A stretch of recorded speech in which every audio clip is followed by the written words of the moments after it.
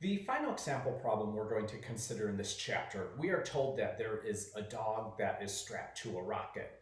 Now, when this dog is somewhere in the middle of outer space, far away from the influence of any planet or object or whatever, the acceleration of the rocket provides is 7 meters per second square. So what we're going to do is we're going to now place this dog on the earth. That dog is going to run and jump. And now there will be two things affecting the trajectory of the dog. There's going to be the thrust from the rocket that provides this acceleration, and there's going to be the downward pull of gravity from the earth. Some context to the background of this problem. When I was looking for an example problem of 2D motion, I noticed that every example problem I could find in several textbooks always had either AX or AY was 0. So one component of the acceleration was always going to be 0 and the other one would be non-zero. The most common example is the acceleration due to gravity for projectile motion, negative 9.8 downward in the Y and 0 in the X. And I really couldn't find any problem that had both AX and AY being non-zero, so I made up this problem. So what does this mean? Well, if the dog is strapped to a rocket, then the rocket will provide a thrust and cause the dog to accelerate. And the acceleration of the dog is 7 meters per second squared. So I could say their AR for rocket is 7. Now, this is when there is nothing else influencing the motion of the dog. If the dog is on Earth or near the surface of the Earth, there will be two things influencing the motion of the dog: the thrust from the rocket and the downward pull of Earth's gravity. So the downward pull of Earth's gravity is going to pull, I could write that as A gravity is negative 9.8. So in the scenario that I drew right here, where the dog is near the ground, the thrust from the rocket accelerates the dog upward 7 meters per second squared, but the pull of Earth's gravity accelerates the dog downward in the negative 9.8 meters per second squared. So overall, the pull of Earth's gravity is stronger than the thrust of the rocket, and overall the dog is going to accelerate downward. But remember, acceleration is a vector. We add it as a vector. So the dog will accelerate downward, but not at the full negative 9.8. It'll accelerate downward at negative 2.8 because the thrust of the rocket is kind of working against Earth's gravity. So in this problem, what we are told is the dog is going to run and jump off the ground, and the rocket is not pointing straight up. The rocket is angled at an angle 59 degrees above the horizontal. So I'm going to promote the acceleration I wrote here from a scalar to a vector by saying the acceleration of the rocket is 7 meters per second squared, directed 59 degrees above the horizontal.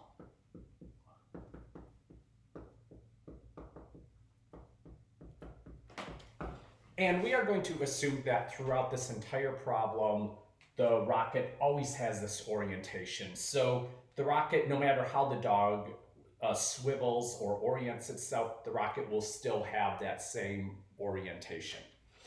So let's find out first what is the acceleration of the dog. So we have an acceleration of the rocket that the rocket provides as 7 meters per second squared. So I could write that as acceleration due to the rocket. I'll draw a picture. So here is X and Y. The acceleration of the rocket is 7 meters per second square, and this is an angle of 59 degrees. So I could say the acceleration from the rocket in the X direction will be 7 cosine 59. The acceleration of the rocket in the Y direction will be 7 sine 59. And I put those numbers in a calculator and I get 3.4 and 6.0 respectively.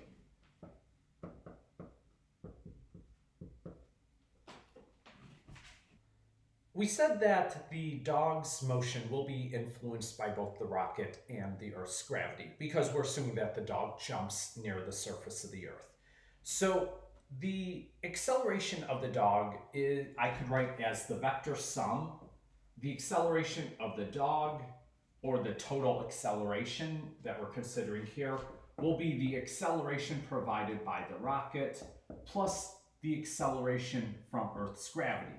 Now we have been working with the acceleration due to gravity for a while. I am writing a subscript GR for a gravity. And we know that the acceleration due to Earth's gravity in the x direction is 0. The acceleration due to Earth's gravity in the y direction is negative 9.8. Why does this make sense? Well, if you think about it, just pick the x or the y component of the acceleration, it doesn't matter. If the dog had two different accelerations simultaneously in the x direction, then the dog would have two different velocities simultaneously in the x direction. And if the dog has two different x components of its velocity in the x direction, that would mean then that the dog could have two different positions in the x direction simultaneously. And we don't want that. So you can't be in two places at once. You can't have two different velocities at once. You can't have two different accelerations at once. And that holds true for both the x and the y direction.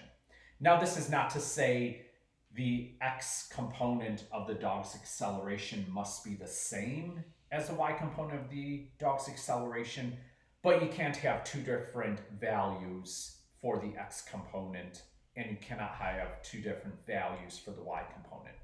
The dog only has one location. So I will find the total acceleration of the dog by adding these two accelerations together as vectors. So the acceleration of the dog in the x direction will be 3.4 plus 0. We're just doing vector addition that we've talked about for a while. The acceleration of the dog in the y direction will be positive 6 plus negative 9.8. So I could say the acceleration of the dog in the x, a dog x is equal to 3.4 plus 0, which is just 3.4 meters per second square. And the acceleration of the dog in the y, a dog y, is going to be 6 minus 9.8. So 6.0 plus negative 9.8, which is negative 3.8 meter per second squared. So next, what we're going to do, we have the total acceleration of the dog. We're going to look at the initial velocity of the dog. We are given that the dog runs and jumps with an initial speed of 14 meters per second, and the dog jumps at an angle of 45 degrees. So this is the components of the acceleration vector. I am going to now write out the chart of all the knowns that we can possibly want to know for the 11 different terms for projectile motion. So I have x initial, x final,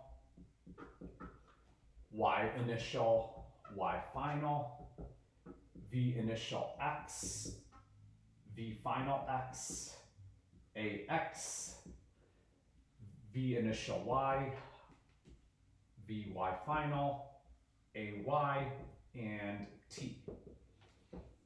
So we said ax and ay are 3.4 and negative 3.8.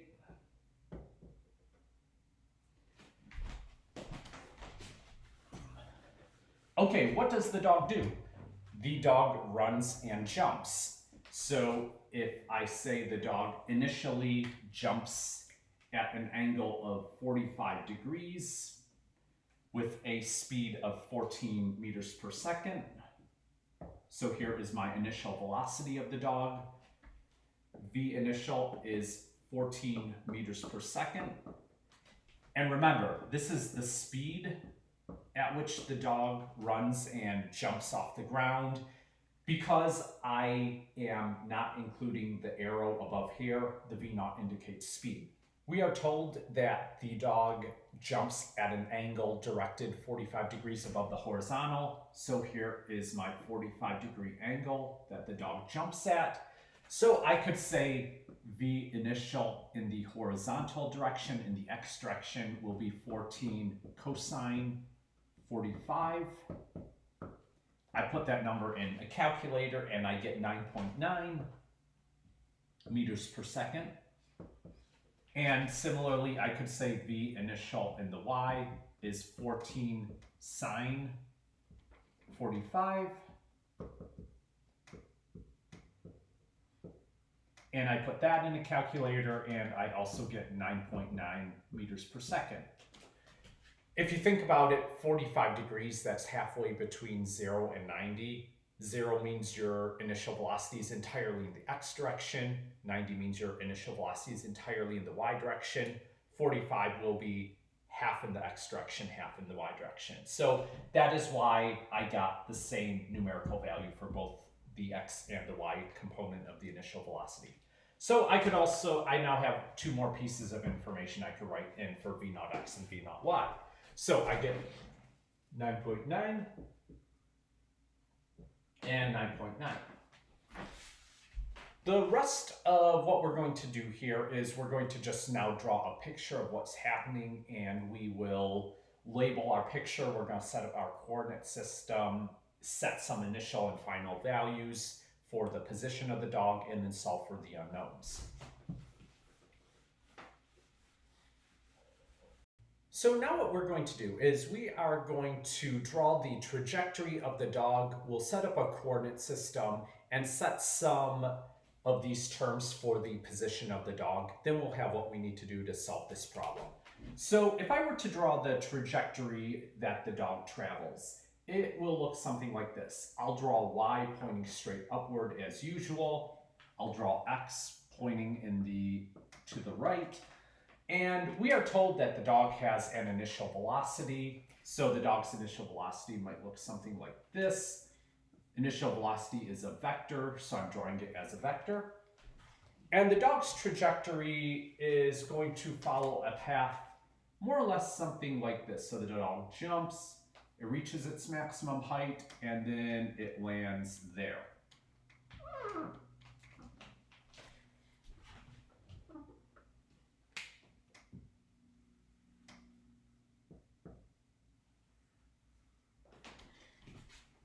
So, why did I draw the picture in this way? It looks, based on how I drew the picture, that the dog reaches its maximum height somewhere around here. So here's where the dog reaches its max height. But just by looking at this picture, the distance from the jumping point to the max height is clearly less than the distance from the max height to the point where the dog lands. What is the justification for drawing the picture this way? Well, in previous problems, when gravity pulls you downward and you have nothing else influencing your motion, it is true that the shape of your path is going to be a parabola, and at the midpoint of your motion to the left or to the right, you will reach your high point right halfway between your jumping point and your landing point.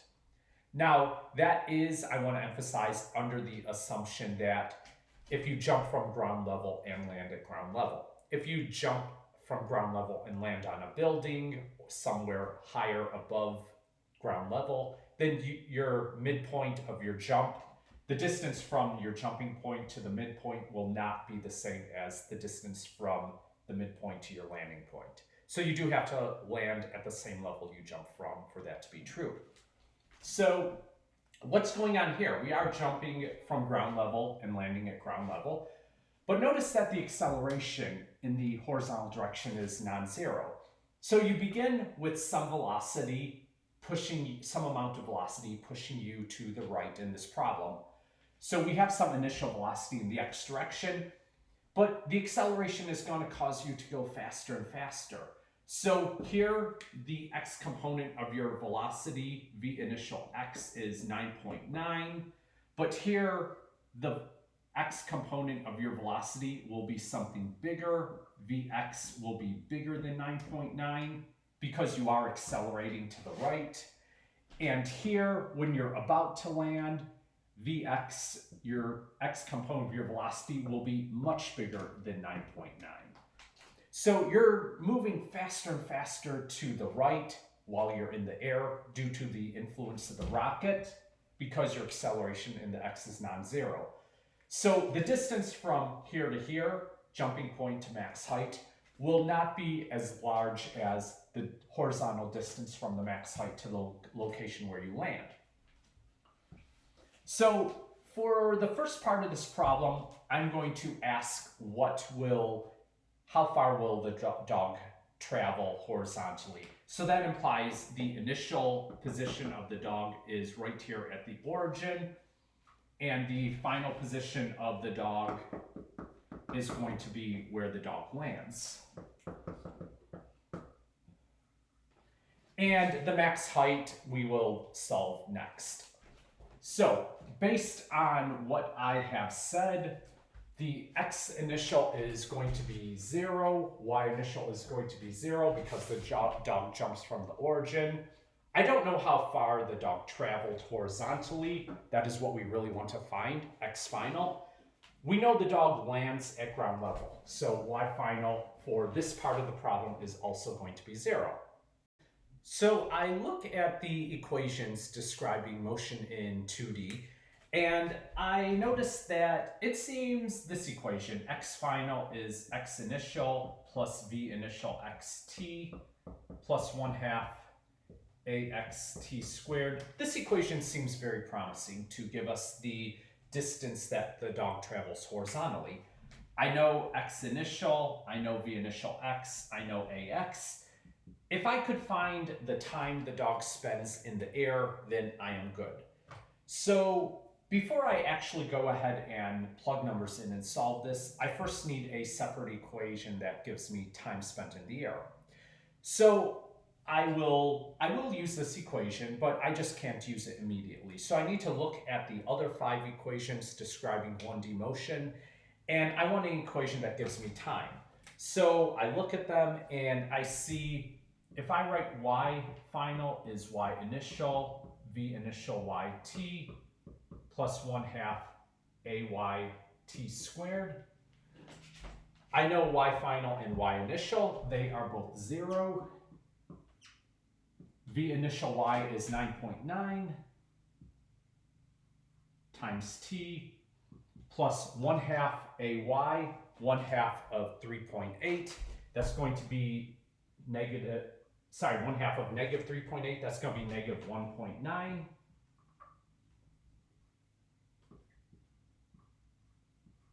Times t squared.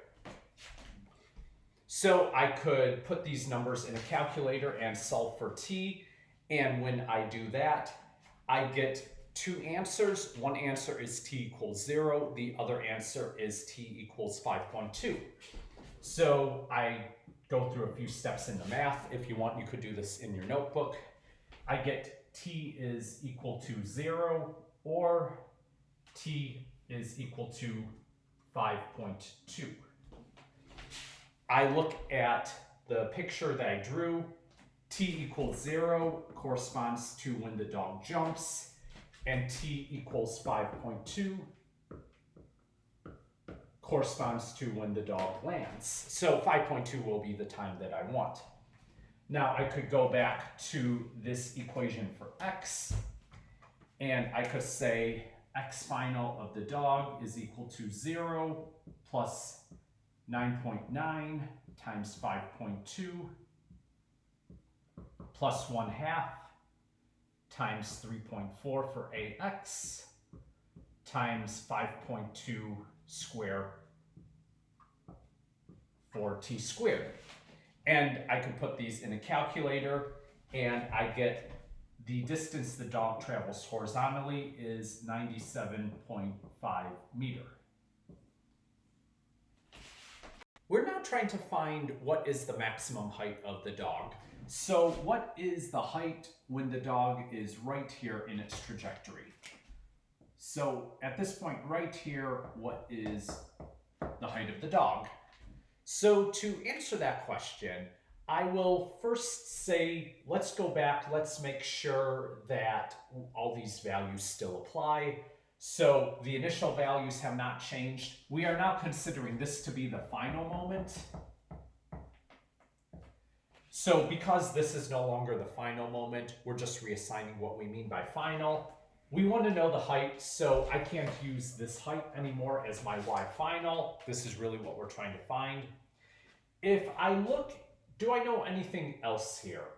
Well, if you think back to a previous problem, when the dog was just before it reaches its maximum height, it was still moving upward. So it had a positive y component of its velocity.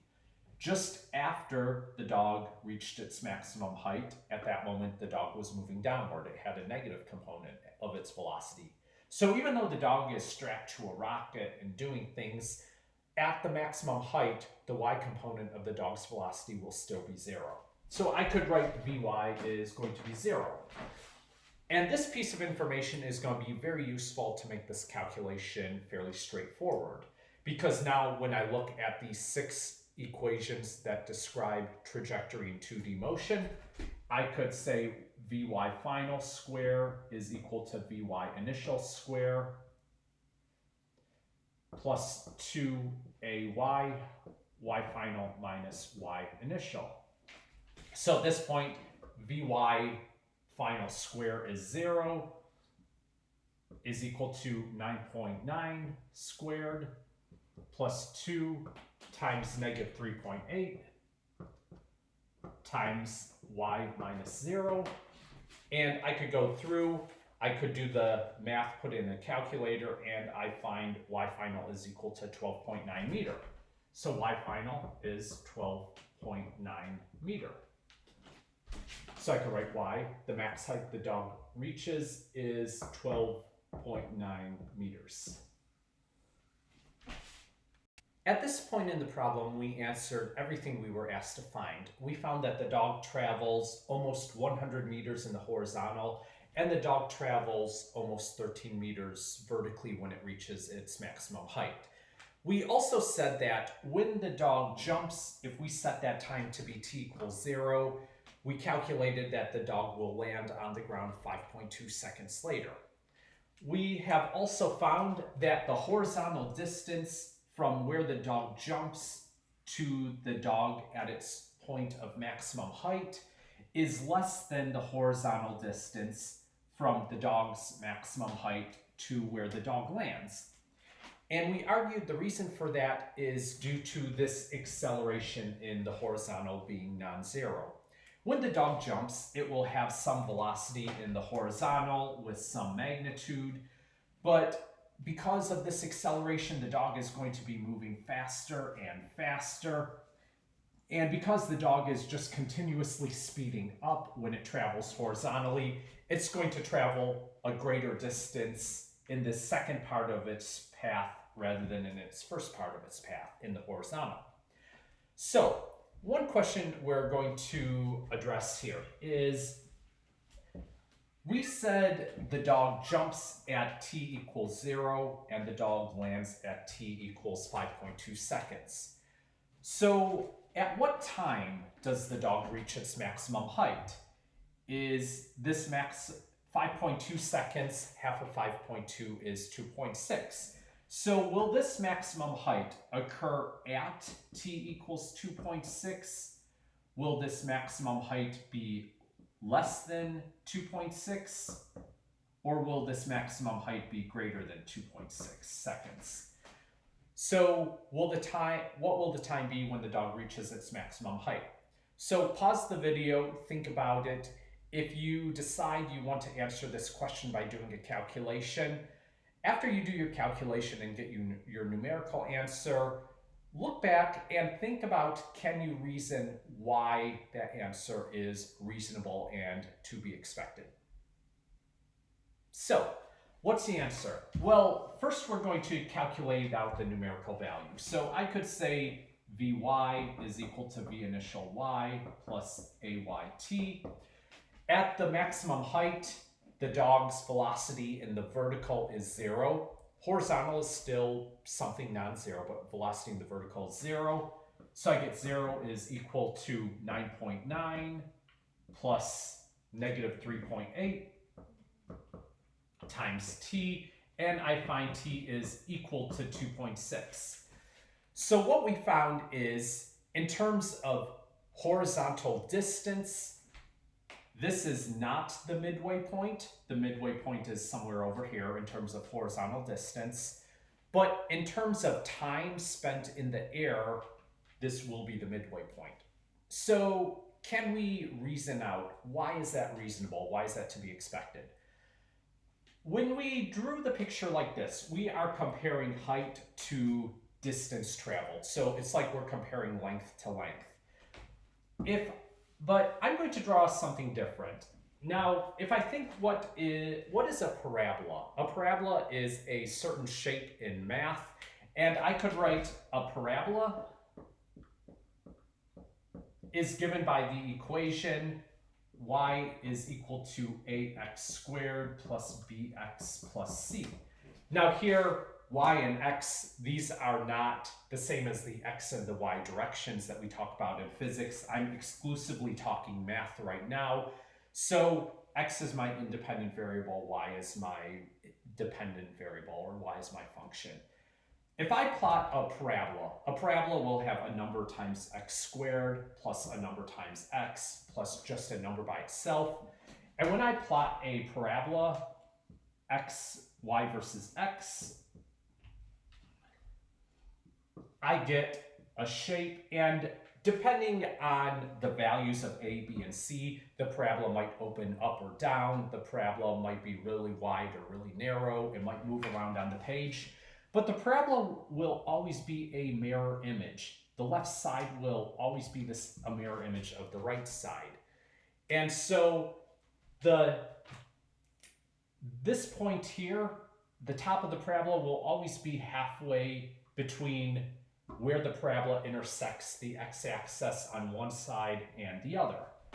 Now, everything I'm talking about down here is just math. I'm not talking physics. How will I connect this to physics? Well, is there an equation that relates the height of the dog to time? And the answer is yes, there is.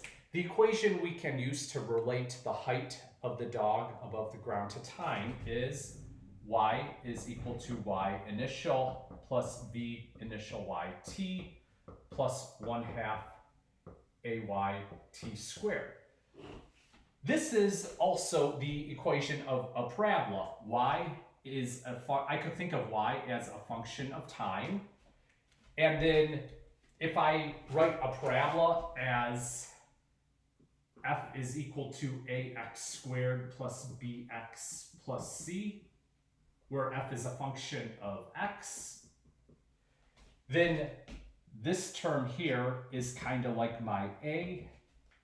This term, the v naught y, is kind of like my b, and this term here is kind of like my c. So no matter what number y initial, v initial y, 1/2 ay are, the shape of y as a function of time will always be a parabola. So I will always have y as a function of time versus time. This will always be a parabola. So if I were to draw it, I would get something like this. Here's the initial moment, here's the final moment, and the dog will be at its maximum height halfway in terms of time.